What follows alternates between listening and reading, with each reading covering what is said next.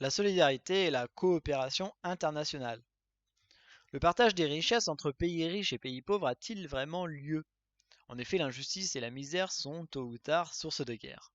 Ainsi, pour l'éviter, l'ONU, les ONG et les États interviennent à travers le monde. L'ONU, son fonctionnement, ses missions et les moyens de ses missions. La naissance de l'ONU. Ainsi, l'ONU, l'Organisation des Nations Unies, est créée à San Francisco le 26 juin 1945. 51 pays approuvent sa charte. Ses buts sont d'assurer le maintien de la paix dans le monde, défendre les droits de l'homme et aider au développement économique des États. L'ONU aujourd'hui. 192 pays sont aujourd'hui membres de l'ONU dont le siège se situe à New York. Ils se réunissent régulièrement en assemblée générale mais n'émettent que des recommandations. Le pouvoir de décision revient en réalité au Conseil de sécurité, donc à ses 5 membres permanents, Russie, États-Unis, Royaume-Uni, Chine et France, qui votent des résolutions. Le secrétaire général, élu pour 5 ans, actuellement M. Ban Ki-moon, enfin précédemment, est chargé de mettre en œuvre ces décisions. Les missions et les moyens des missions de l'ONU. Pour ces 3 missions principales, l'ONU dispose d'un certain nombre de moyens pour les réaliser.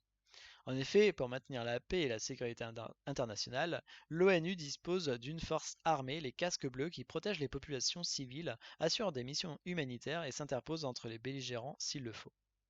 De plus, pour juger, l'ONU a mis en place 2 cours de justice. L'une, la Cour pénale internationale, juge les criminels de guerre. L'autre, la Cour de justice internationale, tranche les conflits juridiques entre États. Enfin, pour aider au développement économique, l'ONU peut compter sur les institutions spécialisées, l'UNICEF, l'UNESCO, etc. Pourquoi les institutions spécialisées de l'ONU et les ONG existent-elles? Les organisations humanitaires, institutions spécialisées de l'ONU ou organisations non gouvernementales existent à cause de l'inégal partage des richesses entre pays riches et pays pauvres. Elles tentent par leurs actions de venir en aide aux plus défavorisés à travers le monde. Les institutions spécialisées de l'ONU et leur rôle. L'UNICEF, Fonds des Nations Unies pour l'enfance, et l'UNESCO, Fonds des Nations Unies pour l'éducation, la science et la culture, le HCR, Haut Commissariat pour les réfugiés, sont 3 des nombreuses institutions spécialisées de l'ONU qui interviennent dans de nombreux domaines économiques, sociaux, intellectuels, humanitaires et droits de l'homme. Les ONG et leur rôle.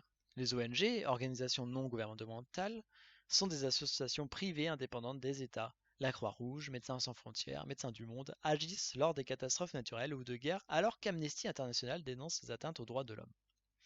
Des États solidaires.